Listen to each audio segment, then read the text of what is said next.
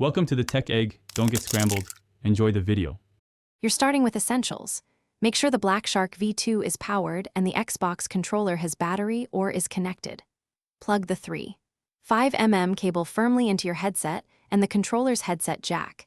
If you're using a USB sound card adapter, plug that into a powered USB port on the Xbox or the controller via its adapter. Once done, mute toggles and volume dials on the headset should be at mid-level so you can hear adjustments clearly. Now you'll configure the Xbox audio settings so the headset functions correctly. Go to Guide, then Profile and System, Settings, General and Volume and Audio Output. Choose Headset Audio and set it to stereo uncompressed for lowest latency, or select Spatial Audio like Windows Sonic if you want surround cues. Next, adjust the headset chat mixer to balance game audio and party chat.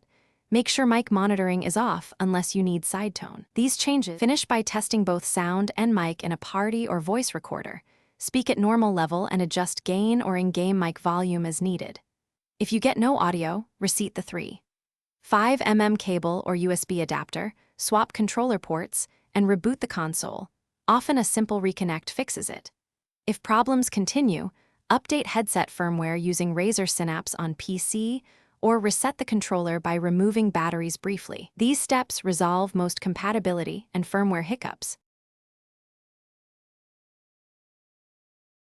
Thanks for watching. Consider subscribing if I helped unscramble your problems.